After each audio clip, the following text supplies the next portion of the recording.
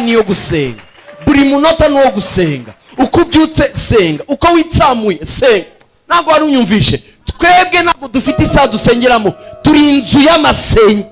Ntabwo wari unyumvishe, turi inzu y'amasengesho ngo mwubakwe nk'amabuye mu binzu laso, mu binzu y'umwuka, ngo inzu yanjye izitirirwa inzu y'amasengesho asengerwa amahanga.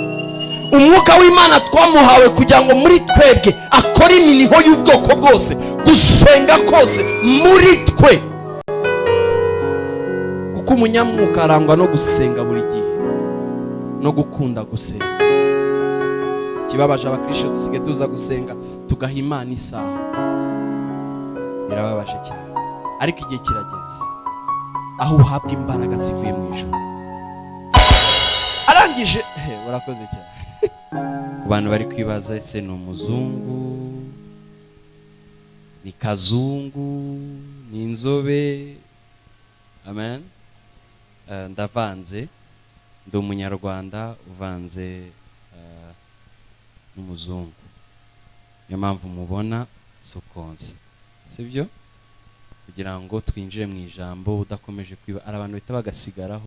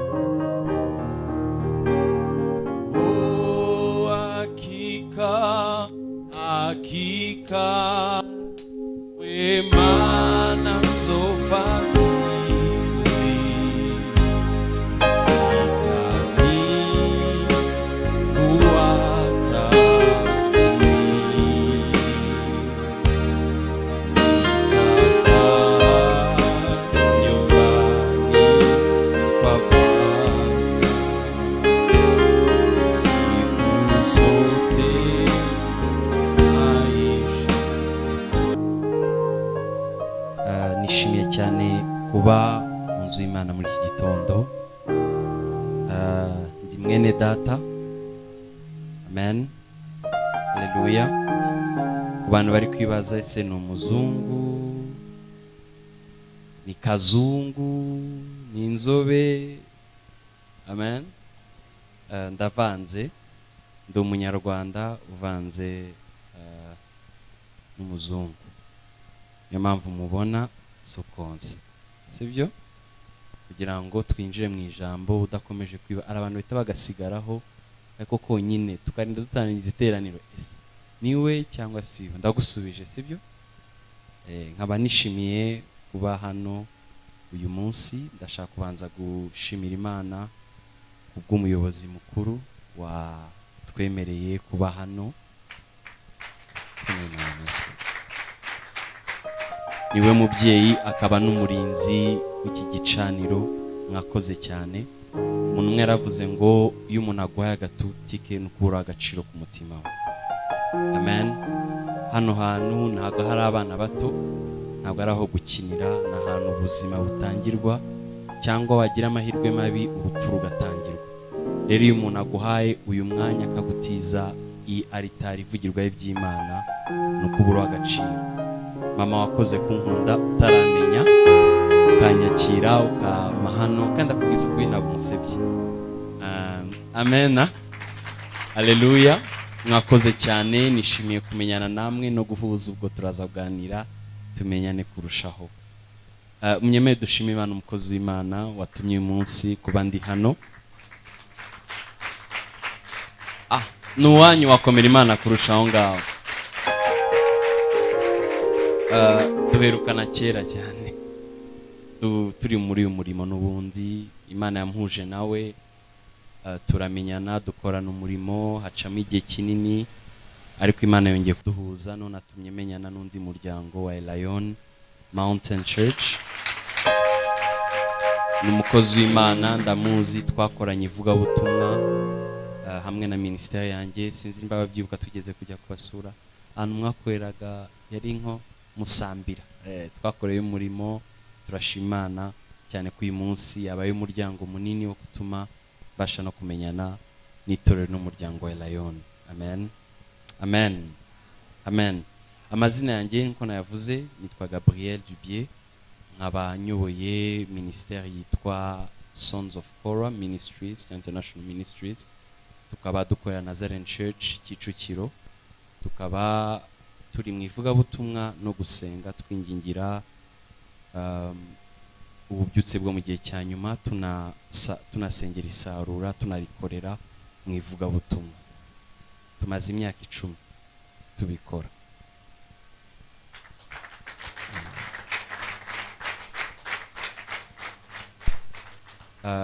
Nge nkaba maze imyaka 14 mvuga ubutumwa.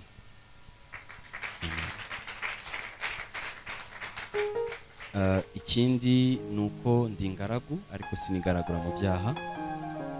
Amen, amen.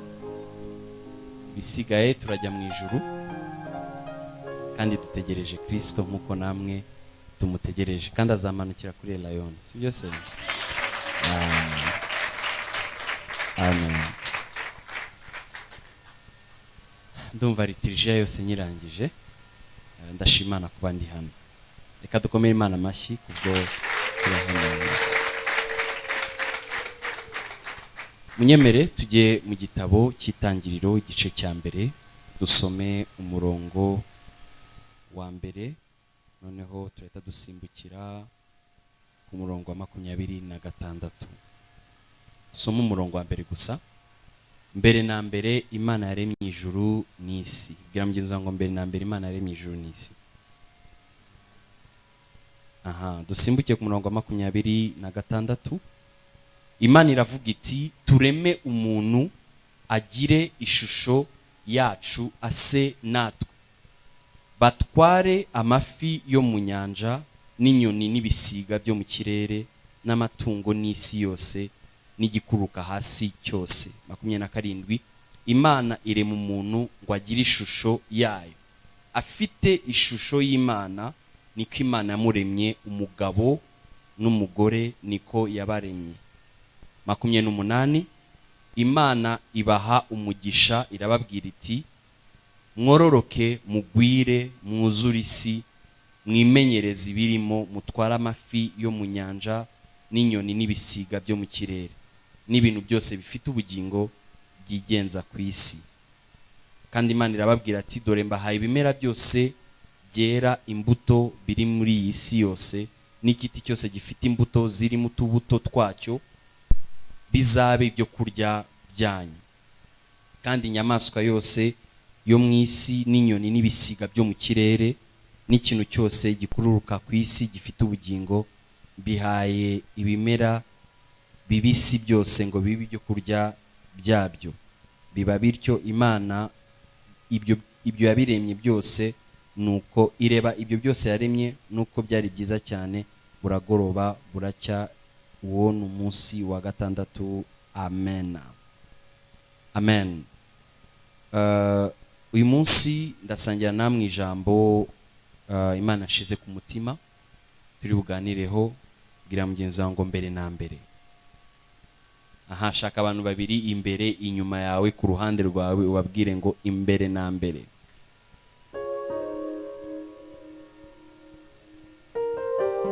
Yesu ashimwe cyane. Uriteguye ijambo? Witeguye ijambo? Ngaho bwira uwo mugenzi wawe umubwire ngo apeti uryoherwe n'ibiryo bivuye mu ijuru.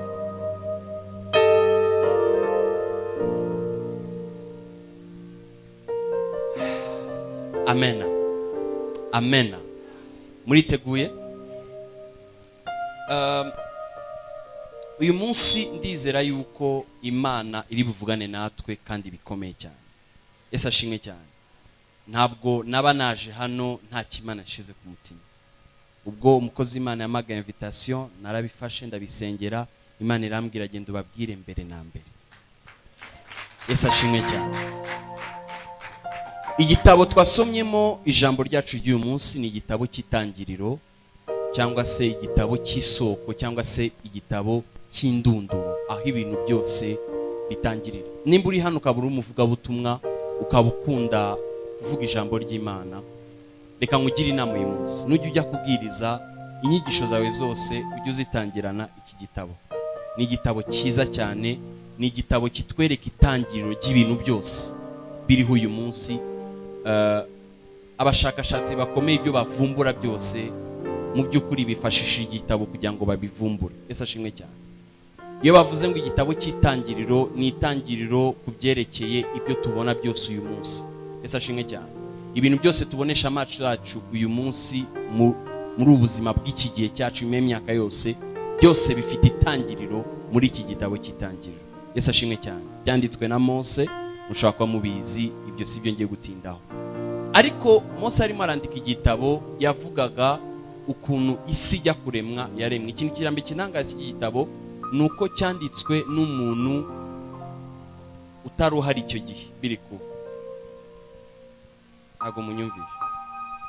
Mose yanditse iki gitabo atarahari.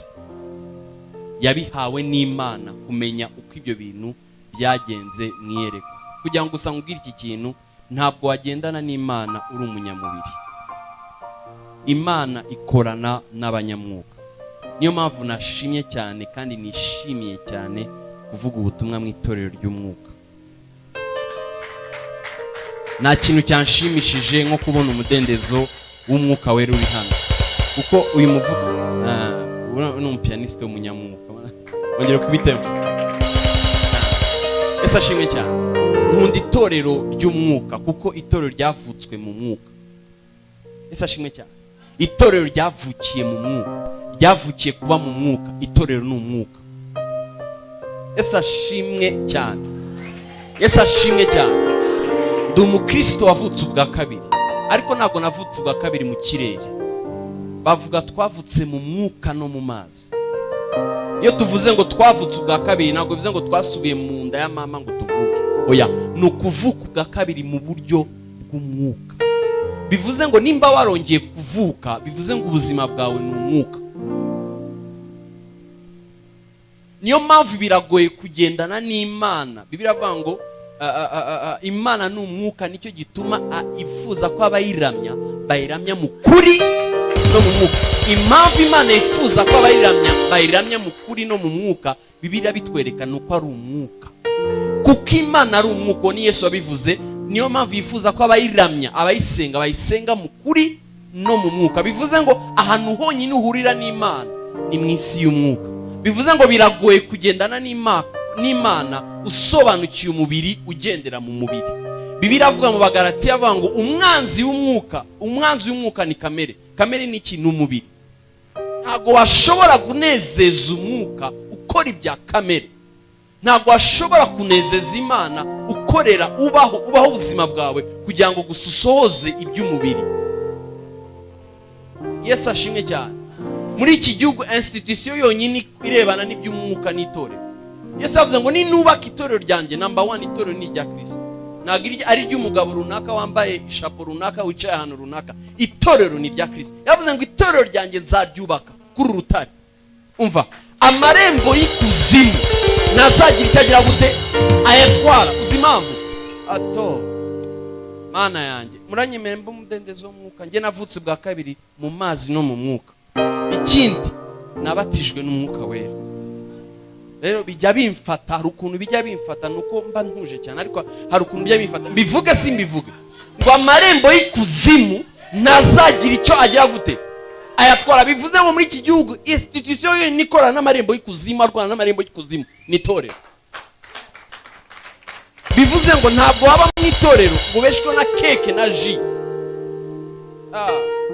Niyo mpamvu nitwe twenyine twiyima ibiryo mu isi yose.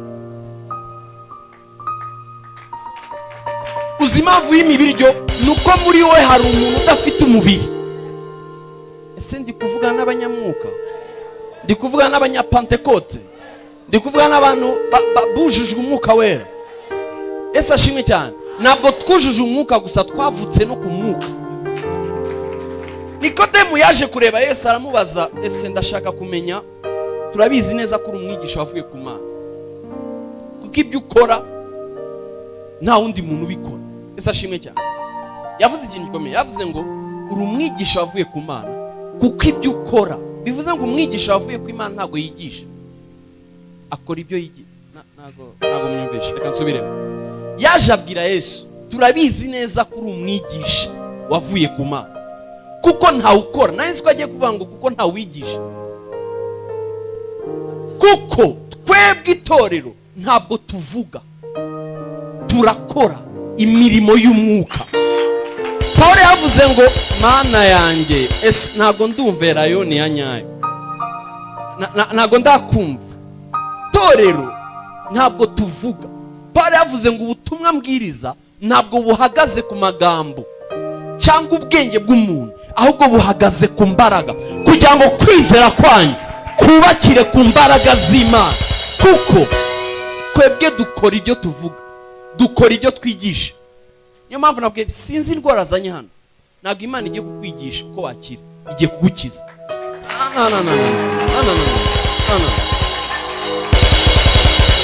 Sinzi ikibazo azanye ku Mana, waje imbere y'Imana ikora.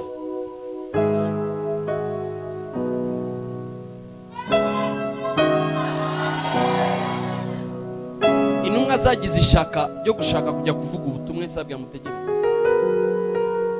mubanze muhabwe ibyo data yasezeranyije.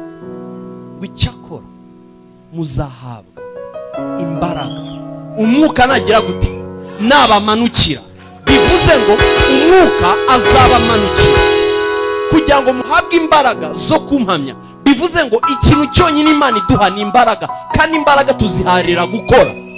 Sinzi kuri Imana ava. Niyo mpamvu mugende mukora ibitangaza. Ntabwo yavuze ngo nzabakoreramo ibitangaza, oya, mwebwe mugende mukora ibitangaza, kuko imbaraga mbahaye ni kugira ngo mukore. Gamyezo ngo kora, gamyezo kora, mugeva mu magambo ukore. Nta muntu wibukiye ibyo yavuze, abantu bibukira ibyo bakoze. Kandi twe ntabwo dukoresha imbaraga z'umubiri, dukoresha imbaraga z'ijuru. Ye nizera imbaraga z'Imana, nizera gukora kw'Imana. Kandi imbaraga z'Imana zabwize mu itorero, itorero rigomba gufunga, kuko itorero ntabwo ari mize tuza kumviramo iby'Imana yakoze. Itorero ni ahantu Imana ikora none na n'ubu kuri uyu munota iracyakora. Biravuga ngo uko Yesu yari ari, niko azahoraho. Ikibazo cyacu tuzi Imana y'ejo. Iyo igitangaza cy'Imana urimo urakivuga muri ejo, ntabwo kikiri cy'Imana, iteka y'Imana. Ntabwo unyumvisha. Iyo urimo avuga igitangaza Imana yakoze ejo, ntabwo ari ibyo yakoze, biri mu mateka y'ibyo yakoze, kuko Imana ntabwo ikorera muri ejo, muri none. Wimbwira ibyo Imana yagukoreye, vuga ibyo Imana iri gukora ubu. Turashaka Imana ikora ubu. Kuko yari Mose yarayibajije, arayibaza, se Mana uranuma muri ya bwoko, niba mbaza ninde ugutumye, mvuge ngo urinde. Imana ntabwo yamuhaye izina, yamegenda ubabwire ngo ndiho ni ugutumye.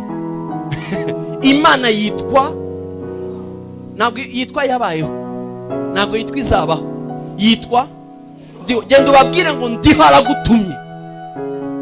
Niyo mpamvu Yesu yakundaga gukoresha iri jambo ngo mu by'ukuri Mose yaravuze, yaranditse, ariko ngenda kubwiye nukuri ngenda vuze ubu. Ntabwo Yesu yavugiraga muri ejo hashize, yavugiraga muri none, kuko Imana ikora muri none. Sinzi igitangaza ufite wikimura icyumweru gitaha, kiraba uyu munsi. Nari ko mabwa amenyirije iyo ngiyo. Nari mvuze ngo igitangaza cyawe ni uyu munsi.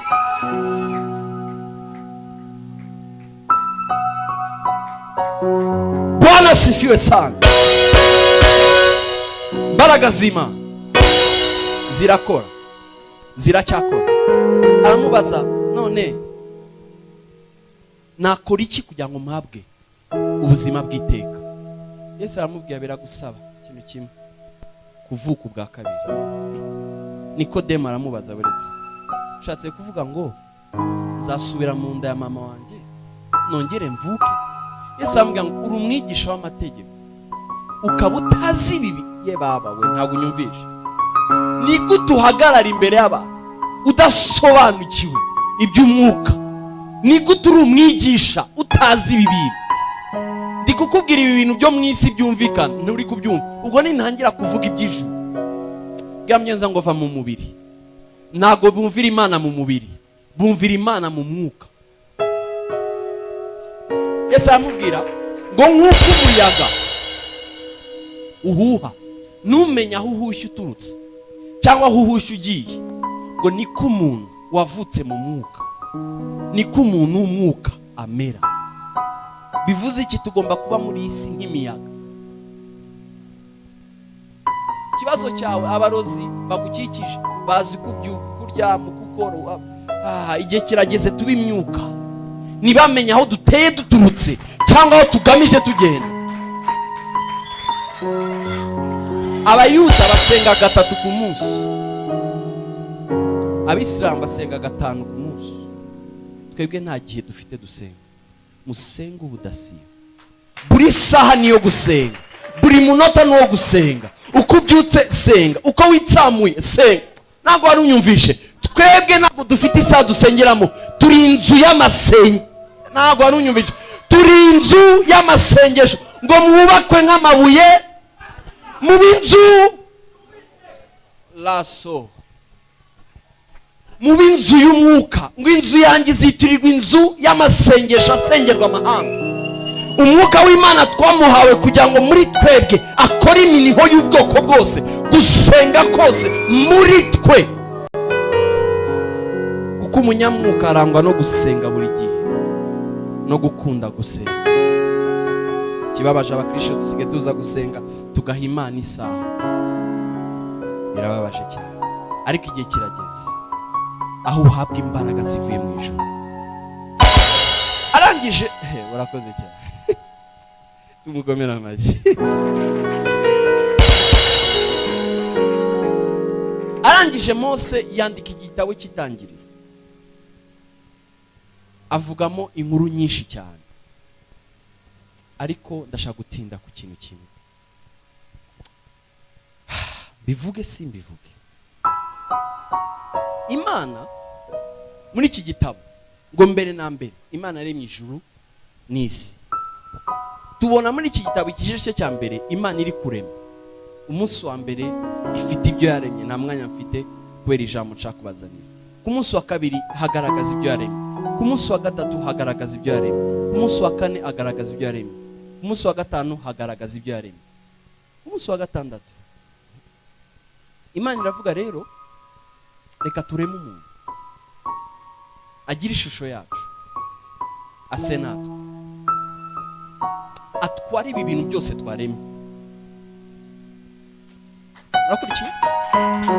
Yaremye umunsi wa mbere, irema umunsi wa kabiri, irema umunsi wa gatatu, irema umunsi wa kane, irema umunsi wa gatanu, kugira ngo ireme umuntu ku munsi wa gatandatu utwara ibyo yaremye byose.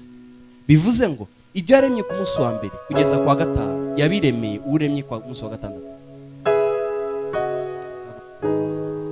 Kansubiremo, ibyo yaremye ku munsi wa mbere kugeza ku munsi wa gatanu yabiremye itekereza uwizarema ku munsi wa gatandatu.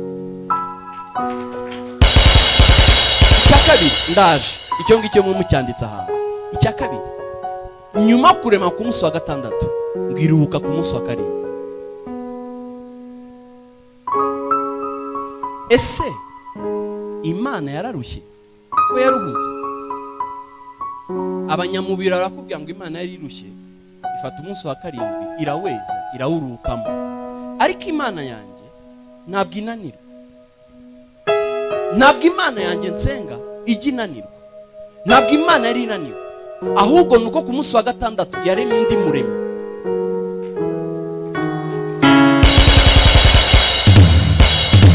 Impamvu Imana ari umunsi wa karindwi nuko izi ko ku munsi wa gatandatu yari iremye undi muremyi ugiye gutuma irekera gukora agakora mu cyimbo. umunsi Imana yakuremaga nibwo yashize iherezo gukora.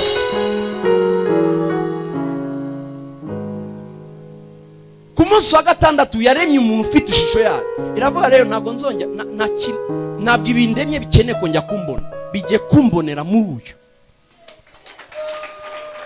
Oya ntabwo ndaza vuga ngo komeza wegere.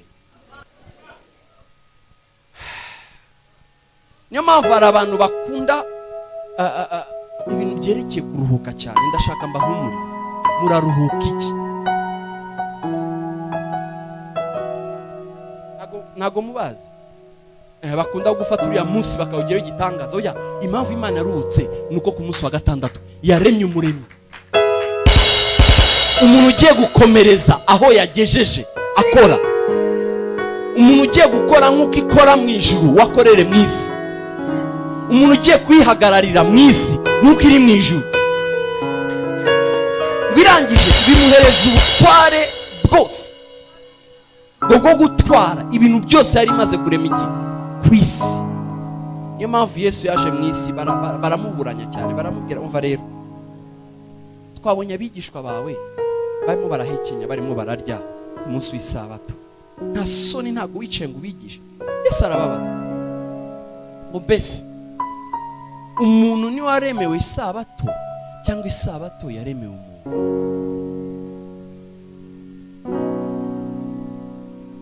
Bari bamuburanyije ngo abigishwa bawe bagenda ku isabato bamera nkaho nta kuruhuka guhari. Yesu arababaza umva amabwire, umuntu ni waremewe isabato cyangwa isabato yaremewe umuntu? Musubize. Idini rikubwira yuko umuntu yaremewe isabato, ariko akakubwira yuko isabato yaremewe umuntu. Bivuze ngo haruhuka uwakoze, ntabwo kuruhuka ari itegeko. Kuruhuka ni igihe warushye. Yesu arangije aravuga ngo data arakora nanjye ndakora, kuki mushaka kuruhutsa Imana? Ntabwo Imana yaruhutse ku munsi wa karindwi, nuko yari imaze kurema umuntu ugiye gukomeza gukora iyo business, isubira gukora ibyo yakoraga mu ijuru. Ibyo ku isi yari ifite undi muntu ugiye kubifata abikomeze abikore. Niyo mpamvu igice gikurikira Imana yafashe ibyo yaremye byose, inyamaswa ibizanira Adamu ngo irebe ukuntu abyita. We yise Adamu abaye ibisigare nakuremeye, nawe byita izina, kuko ukondi ni ku nawe nuyumvisha ukondi ni kuri. Impamvu ngandukira nuko nakwise izina, impamvu ibira bizakugandukira nuko ugomba kubyita izina. Niyo mpamvu umugore agandukira umugabo nuko umugabo yise umugore izina afite.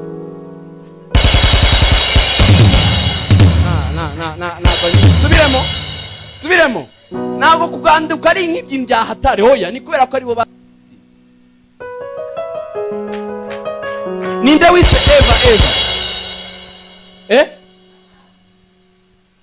Niyo mpamvu abagore bagandukira abagabo, niko ari bo babyeyi babo ba mbere. Ntabwo ari uko umugore ari mutoya ku mugabo, ya nuko ari wamwise izina. Ariko ntabwo ari umukobwa ugandukira umuhungu, ni umugore.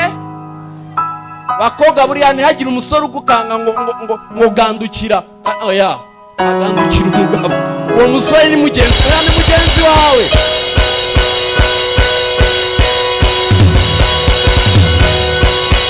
Reka ari abasore bitwara nk'ara ari abatware. Oya, abagore bagandukira abagabo babo, nk'uko abagabo nabo bategekwa gukunda abagore babo. Uvuge ngo igira imbere. Ndimo neza.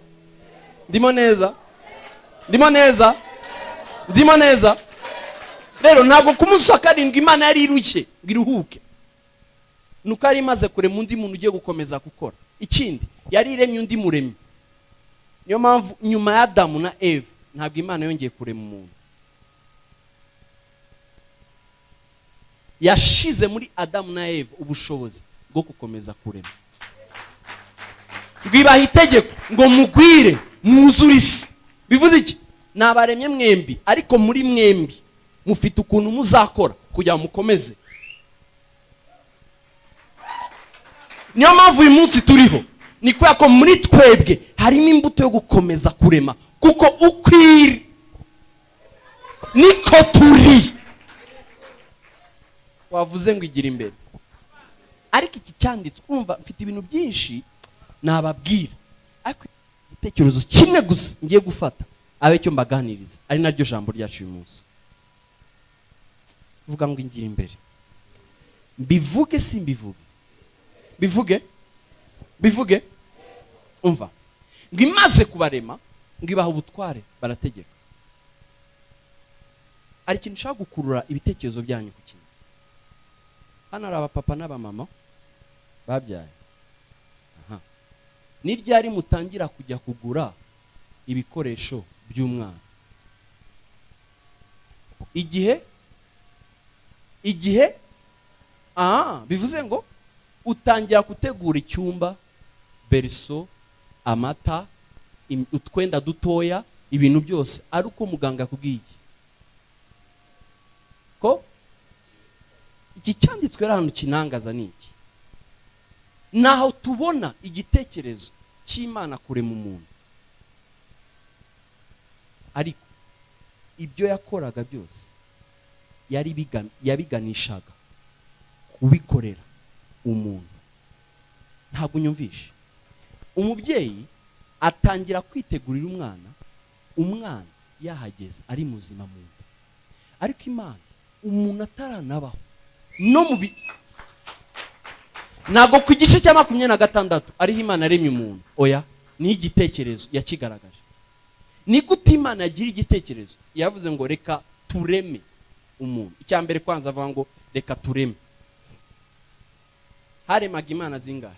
Simwe. None se igihe Imana yavuga ngo reka tureme, kuki itavuze reka ndeme? Kuki yavuze reka tureme? Imana buretse nimwe mwisi Kinyarwanda tuyihagararira umuntu umwe, ihagararira abantu bangahe? None se ubwo Imana yavuganaga nani ngo kandi ngo agire ari abantu bevuga ngo Imana yarimo abwira abamarayika? Ntabwo dufite ishusho y'abamarayika. Ariko mbegere muranyemere ko yavuze ngo reka tureme umuntu agira ishusho yacu ase natwe. Nese Imana avugishaga ntabwo ari abamarayika. Imana yavuganaga n'umwana n'umwuka we.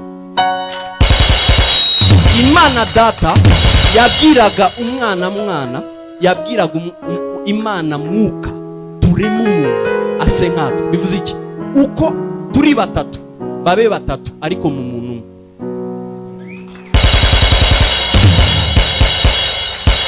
Jewe data ninjye utegeka ibintu byose, ninjye ushiraho, ninjye utekereza, ninjye upanga ibintu byose, kuko umuntu agomba kugira igice kimugaragaza gituma apanga atekereza, icyo bita igice cy'ubugingo.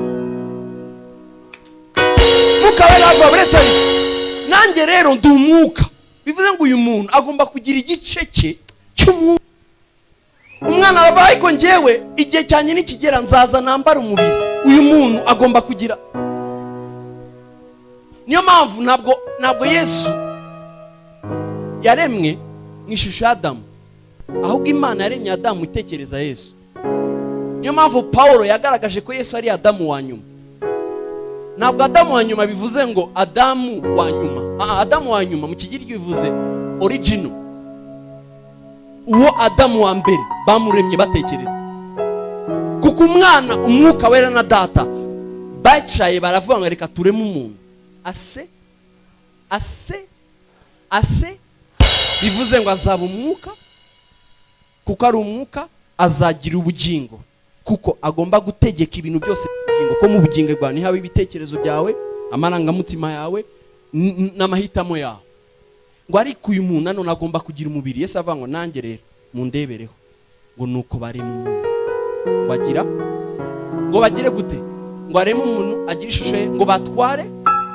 Ahanga afite ikindi kibazo cy'Ikinyarwanda, ko yari igiye kurema umuntu umwe, kukibageza hariya ntibavuge ngo atware, ava ngo ba vuga ngo gatobore agutoborera ako kaba hariya ntabwo Imana yaremaga Adamu gusa, yemera turema twese.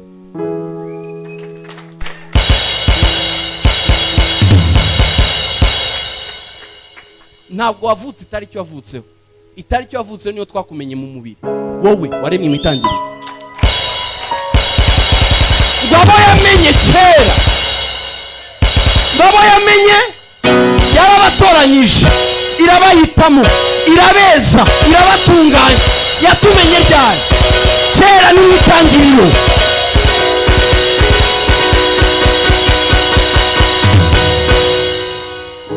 Ngo yaturemye kera kugira ngo tugendere mu mirimo myiza. Okay, bivuze ngo twebwe niyo mpamvu ikibazo gikomeye wagira mu buzima ni ukugariguriza ubuzima bwawe ku myaka ufite. Bwira mugenzi wawe ngo mfite imyaka irusha iyo mfite mu mubiri. Reka mbabaza akazo kamwe, ntibijya bibabaho kubona akantu kakabaho ukajya aka kantu kigeze kubaho, mujya mubigira ugakora nk'igikorwa ariko ibi bintu nigeze kubikora, warabikoze ariko wabikoreye mu Mana. Kuko mbere yo koherezwa no ku Imana yari yarateganyije uburyo ubuzima bwawe buzatangira, buzagenda. Bivuze ngo Imana yarangije ubuzima bwawe mbere kwibutangira. Niyo mpamvu ni wowe utungurwa n'ibikubaho, Imana nitungurwa n'ibikubaho, kuko yamaze kurangiza igitabo. Dawidi yavuze ngo aladoso ngo wandike iminsi yanjye yo kubaho kose mu gitabo cyawe. Niyo mpamvu ntabwo bugomba kugira ubuzima bwawe bwamaze kuba planned uko bugomba kumera. Niyo mpamvu naje kubwira ibyo bibazo ntabwo biri muri plan y'Imana. Hari ibintu Imana guteguriye kugenderamo, hari cyubahiro Imana guteguriye kugenderamo. Niyo mpamvu mujye ubona ibintu bikubaho bitari mu bushake bw'Imana, ujye uva ubuzima bwanjye. Ubwanjye ni ubw'icyubahiro, ubwanjye ni ubugaragaza Imana, ubwanjye ni ubwerekana Imana muri njyewe ngo batware. Yavugaga wowe, njyewe, abazabaho nyuma yacu, ababaye mbere yacu, ko twese twari turi muri Adamu.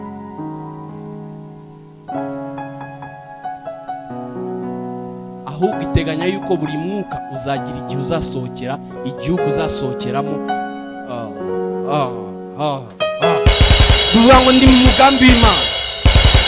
Ntabwo kuvuka kwawe kwabaye impanuka. Nicyo nari ndimashaka kubwira. Ntabwo nyumvishe. Narimo nkubwira ngo ntabwo ubuzima bwawe ari impanuka. Bishoboke ko uburyo wajemo bishobora gusa nk'impanuka nk'uko abantu babivuga, ariko ku Mana ntabwo wabaye impanuka. Ufite ikintu runaka ugomba gusohoza muri iyi si gifite agaciro kenshi ku Mana no ku bantu bakwegereye babana nawe. Iki cyanditswe kirantangaza. Imana mbere yo kurema umuntu yaremye ibintu byose umuntu azakenera. Imana ntabwo ari umubyeyi, Imana ni umubyeyi mwiza. Ntabwo ari unyumvisha. Ntabwo Imana ari umubyeyi, Imana ni umubyeyi mwiza. Niyo mpamvu bakunda kwita mu Cyongereza God is a good God. Iriya jambo good bivuze iki? Aratunganya. Mbere yo kurema umwana we yamekinze sure ko ibyo umwana we byose azakenera bibanza biba biri ready. Ari ikintu cyanangaje mu iki cyanditse bakoze Imana. Yararemaga, yarangiza kurema ikareba ko ari byiza. Ntabwo ari ubyumvise. Yaremye isi n'ijuru, urumuri, umunsi nimugoroba, rwirareba, rwibona ko ari byiza. Mfite ikibazo kimwe, yarebaga ko ari byiza kubwiziye impamvu. Ni nkawe ugiye kugagurira umwana wawe umwenda, urawufata ukareka, kana kanjye iri bara ndarikunda, yafitinga, rwibona ko ari byiza. Imana ntabwo yaremye izuba kugira ngo ireme izuba. Yatekerezaga igihe imbeho izaba yakwishe, ishira agasezo k'izuba. Nabawe ko naguma ku zuba cyane, umubiri ushaka kuzagira ikibazo. Reka mugira kandi gasezo kakavura. Niyo mpamvu ntabwo imvura ari umuvumo. Imvura ni umugisha, kuko Imana yatekerezaga imibiri yacu ikavuga okay, abantu bazatura muri aka gace nzabashaka zuba n'imvura, abantu bazatura muri aka gace nzabashaka imvura akazuba mvange n'ubukonje. Hari handi Imana itekereza sezo, itekereza wawe uvuga ngo skin care. Imana yaremaga ibintu byose byerekeye temperature, iri kureba skin care. Ese uruhu rwawe ruramera gute? Niyo mpamvu nimba Imana yakugize umunyarwanda ntugakunde hanze, kuko Imana igutekereza mu Rwanda yatekerezaga uruhu rwawe rujyanye na sezo. Reka abazungu aho bari ni hano.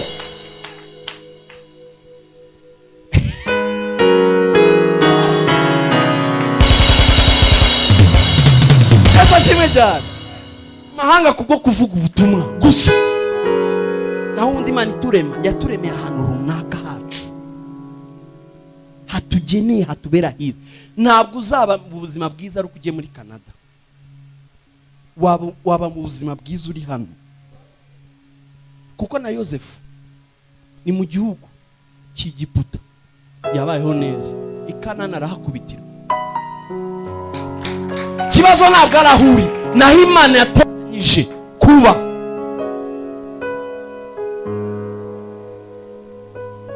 Vuga ngo igira imbere, iratekereza ati umusore okay, umwana wanjye rero agomba kuzajya yirirwa amasaha 12. Rero ayo masaha 12 ngiye gushaha izuba kugira ngo najya akora ajya abona ibyo ari gukora. Ariko nanone ibintu by'izuba cyane bishobora kwica amaso ye, reka mushireho ijoro kugira ngo aryame nta bintu by'urumuri.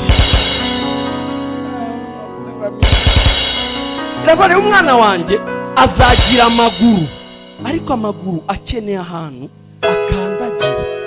Okay. Itandukanya amazi n'ubutaka. Irabanga ariko umwana wanjye ashobora kuzumva umunsi umwe kugenda akenere koga, reka mushiraho ahantu h'amazi yoga. Ariko urimo uranyumva? Ndimo ndaza.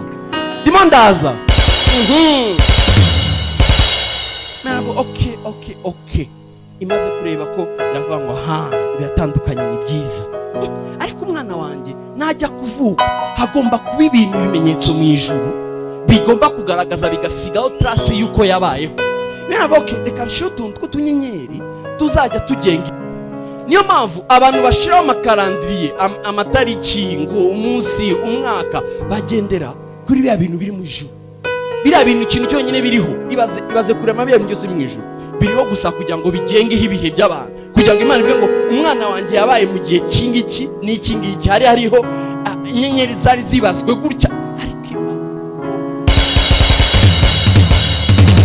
niyo mpamvu ruhuka vuga ngo nta biremwa bindi biri hariya hanze, hariya hejuru nta kintu kiriho. Ikintu cyonyine kiri hariya ni ibintu byose Imana yaremeye kugira ngo bizenguruke kuri twe.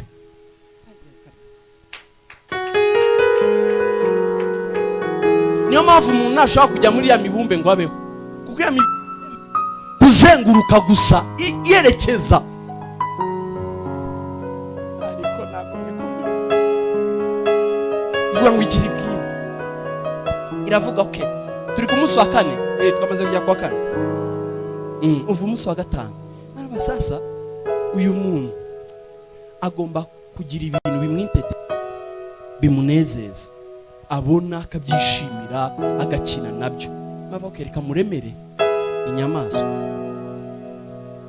Ariko murimo muranyumva we? Ariko hari igihe kizageraho umwana wanjye azagwa. Uranyumva? Reka izi nyamaswa nziremane ubuntu bw'uburyohe. N'igihe azaba yaguye azabiryeho. Ibande bakunda inkoko. Yesu nkunda inkoko. Imana yarebaga Gabi azakunda inkoko, irakubitira mari inkoko. Gabi we ndagutekereza. Abandi bakunda inyama y'inka, y'ihene.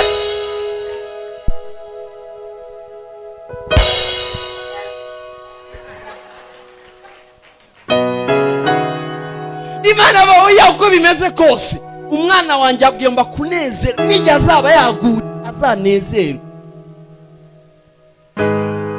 None si nyamira biha.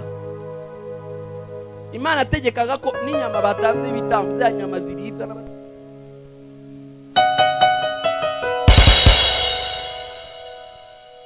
Dawidi arahamagaza barishima imbere y'Imana, mbwirangije ngo mubage inyama, ngo abantu barya inyama n'umugati, ngo barataha. Ibi ni akantu k'inyama rero ngo kahozeho. Ariko Yesu wacu ntabwo aba muri ibyo ngibyo. Yesu azutse, intumwa zarimo ziraroba, barabahamagara abana banjye ngo bagiye, ngo basanga yamaze kotsa agafi.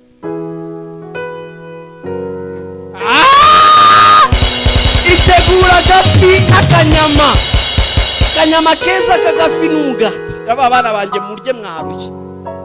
Mbere kujya kwa Petero urankunda, abanje amutekera ibiryo. Bararya baryaje bamoke, Petero urankunda, ndagukunda ragira inta. Ntabwo aragira inama ushonje. Yabanze itegura kamil, akanuka kabyo.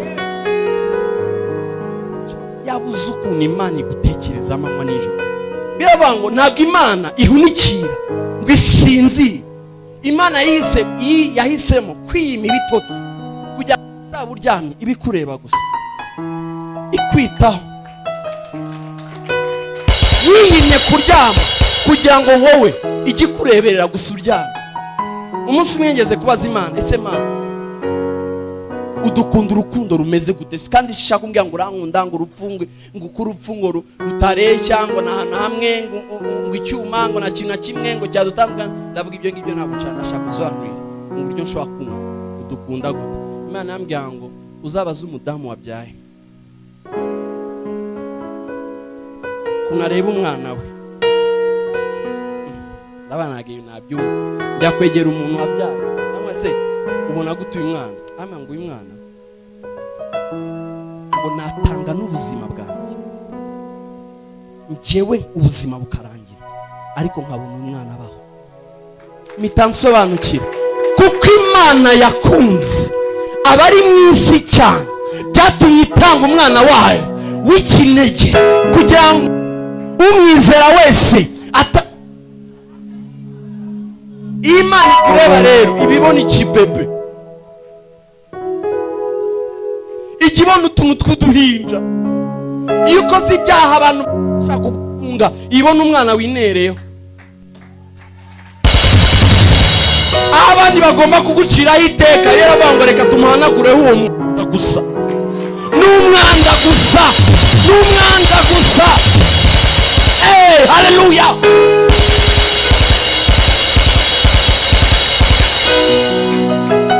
Tobla aitazu n'umwanda gusa. Hano baguciyeho 20 ku Mana n'umwanda gusa. Baramubaza se Petero ukora iki kugira ngo natwe duhabwe iriya mpano? Abantu nta kindi, mwihane mugarukire Imana, mubone guhabwa ibihe byo guhembuka, kuko iri sezerano ari iryanyu n'abana. Twe tubaciraho iteka, Imana ikabona umwanda. Niyo mpamvu nugenda mu muhanda nugacira uwo mukobwa wambaye nabi urubanza, nakabebe kinereye.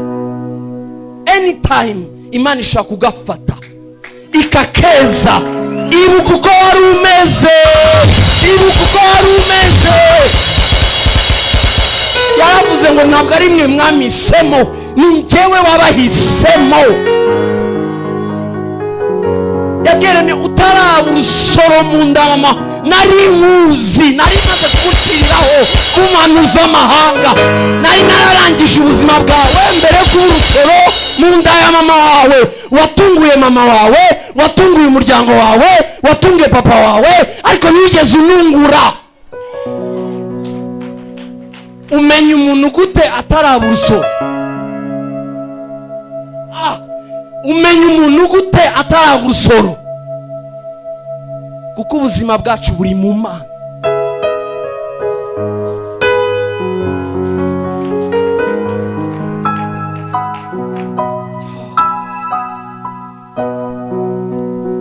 urukundo rw'Imana rurandenga, rurandenga.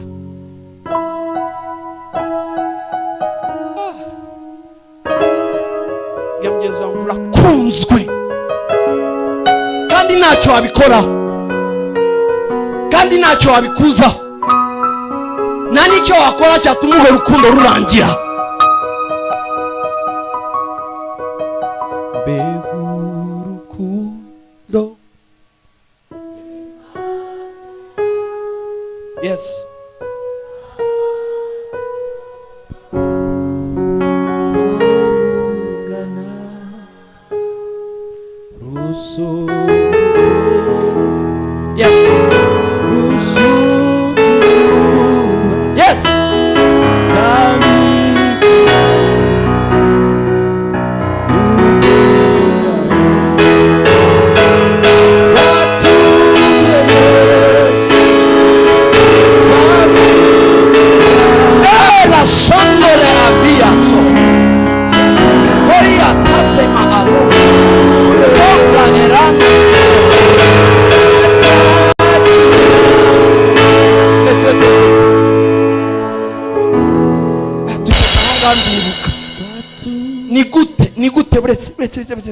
mbega tujya mu mwuka gato. Ni gute ibisuma ubuzima bwe bwose yibye kuvuga ngo usura umwana w'Imana, Imana ikabyibagirwa. Ngo yaramubwiye ngo umva, ngo uyu munsi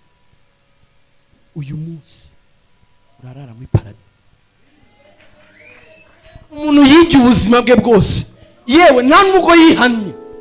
Yavuze ngo nukuri twebwe twakubitiwe iby'ukuri, ariko uyu we ni umwana w'Imana. Urabimenye ko ndi umwana w'Imana. Umva mubwire, uyu mugabo ntabwo yihannye, yamenye ko Yesu ari umwana w'Imana. Reba ukuntu Imana yoroheje uburyo bwose bushoboka kugira tuyigereho. Bakristo, nimusobanukira urukundo rw'Imana muzakunda. Ntabwo nyumvisha, nimusobanukirwa ubwiru bw'urukundo rw'Imana ibakunda, muzakundana. Ntabwo gukundana bizongera kuba imitwaro, nibizasaba gukora ikintu uzajya wibwiriza. Niyo mpamvu umukozi w'Imana, ikintu cyose abakristo bakoze mu rusengero batabihuswe n'urukundo rw'Imana ni impfabusa kandi biratugaruka. Ese uratura ni byiza, ese uturana urukundo rw'Imana? Urasurana ni byiza, ese usurana n'urukundo rw'Imana? Urafasha, ese ufashana n'urukundo rw'Imana? Bibiliya iravuga ngo urukundo ni umurunga w'amahoro. Reka ijambo urukundo ni umurunga w'amahoro bivuze iki? Urukundo ni umurunga w'amahoro bivuze iki? Ni ikimenyetso cyo gutungana. Ngo ugufite ku Mana abatungana. Nukeneye imirimo runaka, nukeneye amasaha runaka gusenga, iyo utunze urukundo rw'Imana muri wowe, ku Mana ubutungana. Kuko inkuru yacu n'Imana yatangiriye mu rukundo. Ku rwego ahantu Imana yagaragaje ubusabane bwayo nk'uko umugabo abana n'umugore kugira ngo urufatiro bwabyo byose.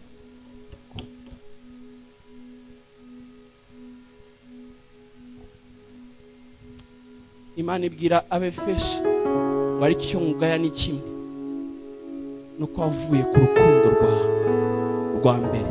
Bivuze ngo hari urukundo rwa mbere, hakaba urwa kabiri, hakaba urwa gatatu. Ntabwo Imana ishaka kuba mu rwa kabiri, ishaka kuba mu rwa mbere. Urwa mbere ni uruhe? Ni urwayo mbere. Urukundo rw'Imana ni urya rwa mbere, rwa mbere. Ibya mbere byose ni iby'Imana.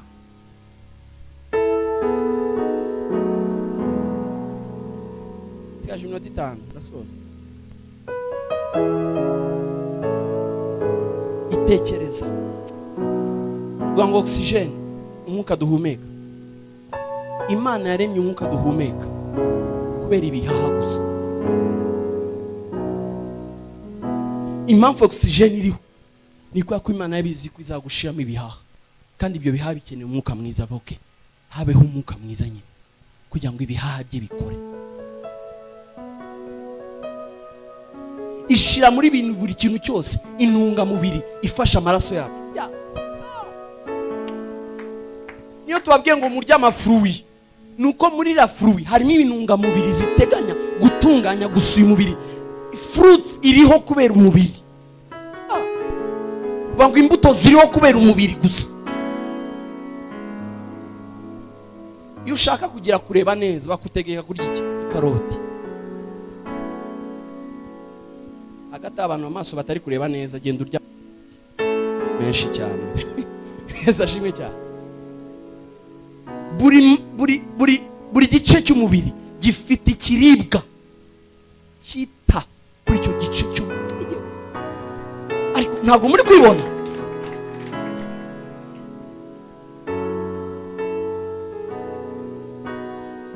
Imana avuga ngo umwana wanjye rero ari azananirwa kugenda cyane. Ni bande bazi gravite? Gravite murayizi? Reka nyibasobanurire. Iyo uri hanze y'isi ikintu kakijugunya ntago kigaruka, kirakomeza kikagenda. Ariko tugeze mu isi niho honyine hari iki kintu cyitwa gravite. Gravite ni izi mbaraga zituma iki kintu kizamutse kigaruka. Niyo mpamvu uruhuka bitewe n'ukuntu ukomeza kwegera hasi. Niyo mpamvu iyo ugiye kuryama ushaka uburyo wegera hasi. Kubera iki? Gravite niyo kukuruhura. Imana yanaremeye gravite kugira ngo tujye turyama. Niyo mpamvu abantu bagendeye mu ndege biragoye gusinzira mu ndege. Abantu bagiye mu ndege biragora. Hari ahantu abantu bose bataragenda mu ndege umwaka utaha nuzarangira udakandagiye mu ndege mu izina ryayo.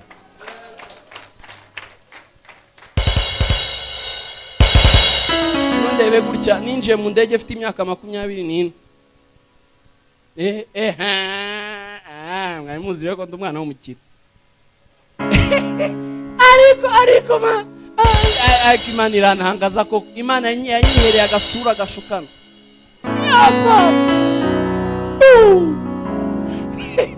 Arukuntu Imana ibwamagarira kurera babuye akera ikintu cy'igisura cyinjira hose. Wangu ibi ngibi ni by'ivugabutumwa. Ninjiye mu ndege afite imyaka 24. Ntabwo njyanywe n'ivugabutumwa. Bivuze ngo yanagira ibintu by'ivugabutumwa simbaza ukuntu ndege isa. Vuga ngo igira imbere. Umvaga rero ngo nducyana kigikire. Nakuriye muri Croix Rouge.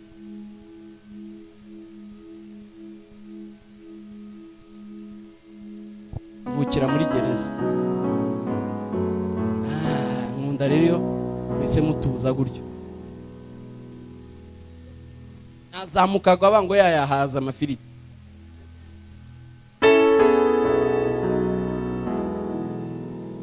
N'uyu mubiri ubona ubyibushye gutya Imana wumereye kugira ngo igihishe uburyo niyiriza cyane.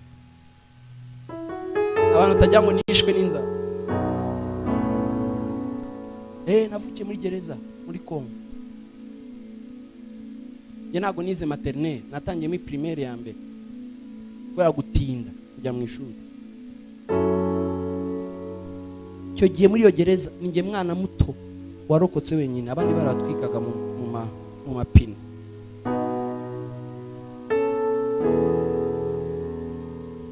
So Imana mbabwira ntabwo ari Imana bambwiye.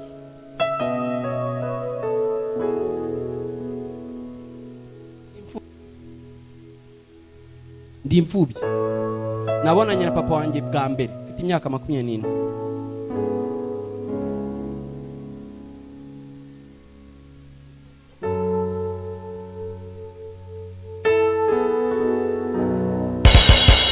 Iyo mbabwira Imana ikunda ntabwo ari inkuru numvishe. Nzi Imana ikunda. Bikura ku cyavu ikicazanya n'ibikomangoma. Naho Imana itagukura naho Imana itakugeza.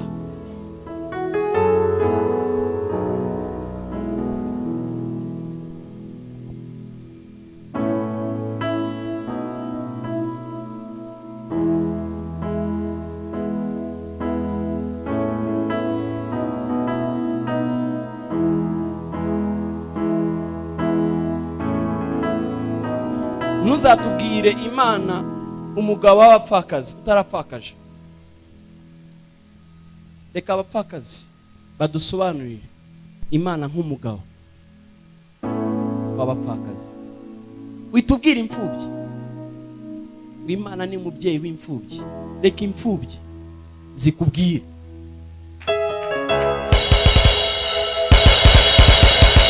Yoje kukubwira mbere na mbere, nemo nkubwira gusa mbere na mbere, Imana ni umubyeyi, data wa twese.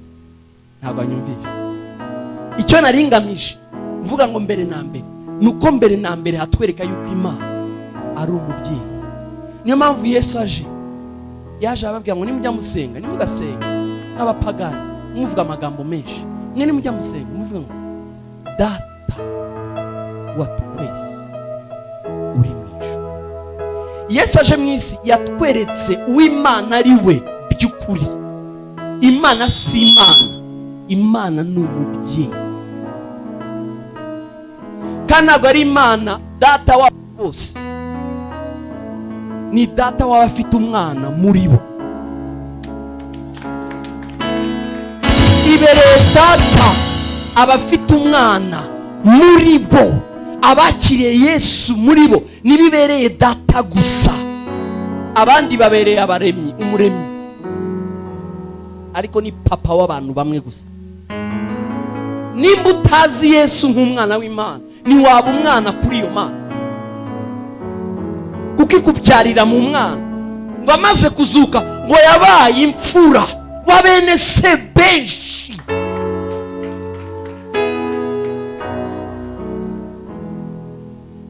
Ngo ntabwo ngira isoni yo kumwita grand frère, big brother, mukuru wanjye. Imana yambwiye nkubwire ni papa, yambwiye nkubwire iracyari papa. Ntabwo unyumvishe, yambwiye nkubwire iracyari papa. Nuzemerera itarasobanukirwa uruhande rwawe bikwibagiza yuko Imana ari data. Ifatanyiriza hamwe kujya gukora iki? Izanire bande bayigira gute? Bayikunda. Naje kubwira ngo Imana iracyari papa.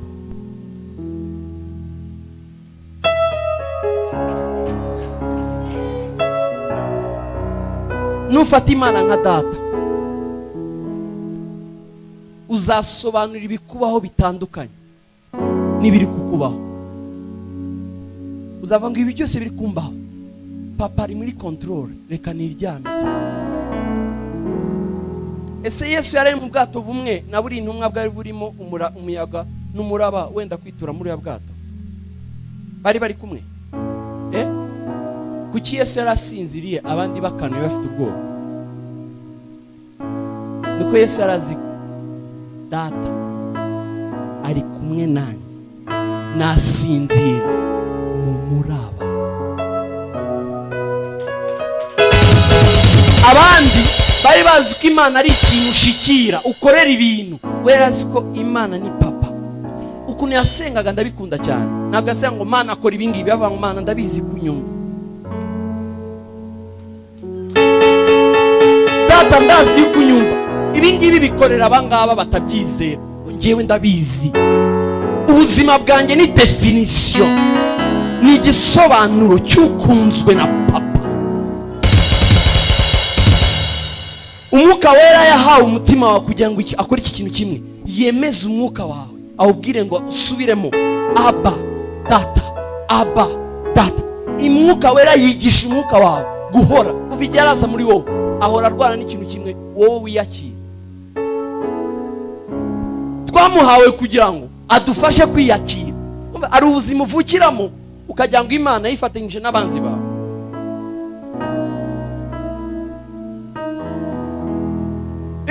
Hari ubuzima ubamo ukagira ngo ubwo buzima busobanuye icyo Imana ari cyo ku buzima bwawe. Barakubeshya.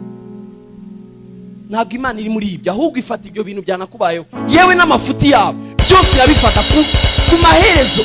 Nta mukiranutsi warangije ubuzima bwe nawe. ashobora kuba yarabayeho mu bibazo ariko nta mukiranutsi urangiza nabi. Ni natwe twenyine ku isi tutajya dusamba iyo dupfuye. Nta mukristo usamba. Usambishwa n'iyi arasinzira ariryamira kuko data arahari. Kandi ari igitondo kigiye kuvuga vuba, niko muzabona ko atari ibipinzi ibyo twababwiraga. Aragarutse vuba, Yesu agarutse vuba, niko uzabona ko ibintu bya gikristo atari ibipinzi. Vuga ngo Imana ni data kandi irankunda kandi nyitayeho, kandi nyitayeho.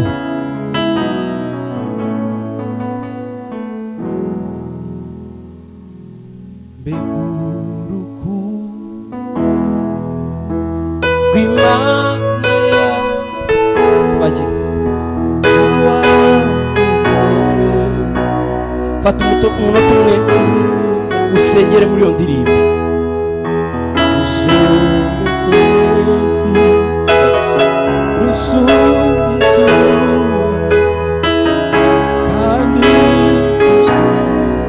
N'abadukurikiye online musengane natwe.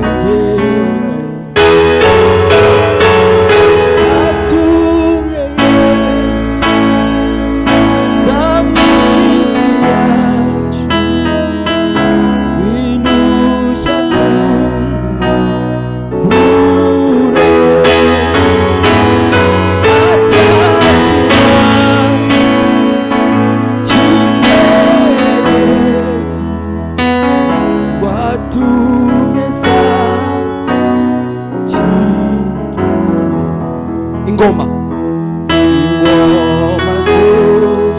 Yes.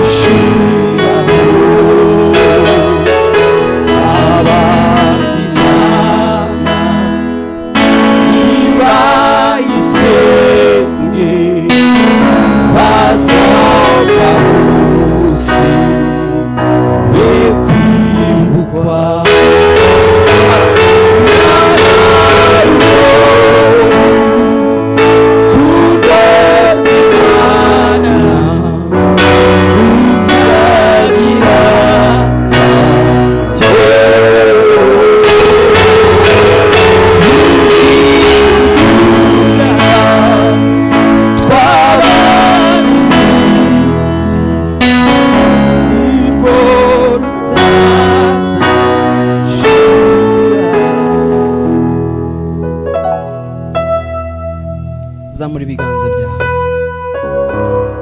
vuga ngo Mana, uyu munsi nakira urukundo rwawe, urukundo rwawe rubabarira byose, ndarwakiriye. Urukundo rwawe ruhumuriza, nakiriye guhumurizwa. Urukundo rwawe ruhanagura amarira, narwakiriye. Mana, uri papa, uri data wanjye bwite, kandi kuko uri data uzi ibyo nkeneye, uzi ibyo nkeneye, uzi ibyo nkeneye, ntaragira icyo musaba. Uzi muri wowe ikingwiriye. Nakugiye kure mu rukundo rwacu, ariko uyu munsi sobanukiwe yuko mbere na mbere uri data, uri data, Abba data, uri papa, uri papa. Mutima wanjye himbaza papa, mutima wanjye ramya papa. Abahiriwe abagufite w'Imana. data ndagushimiye kubwira ijambo uyu munsi. Reka urukundo twabwirije rumera imizi mu mitima y'abantu, bamenye yuko bakunzwe, ko nta rubanza rukibariho, ko urukundo rwawe rubagose impande zose. Bamanuka ikuzimu bakarusangayo, bazamuka mu ijuru bakarusangayo, bajya ibumoso n'iburyo, ruratugose. Tugoswe n'urukundo rwawe, twibiye mu rukundo rwawe Mana. Uru rukundo, reka urwo rukundo ruganze mu mitima yawe. Reka uru rukundo rutume bakunda inzu yawe. Reka urwo rukundo rubashoboze gukunda kugukorera. Reka urukundo rubashoboze gukunda gukora ibigushimisha. Ni izina ry'umwami wacu Yesu Kristo dusenze twizeye.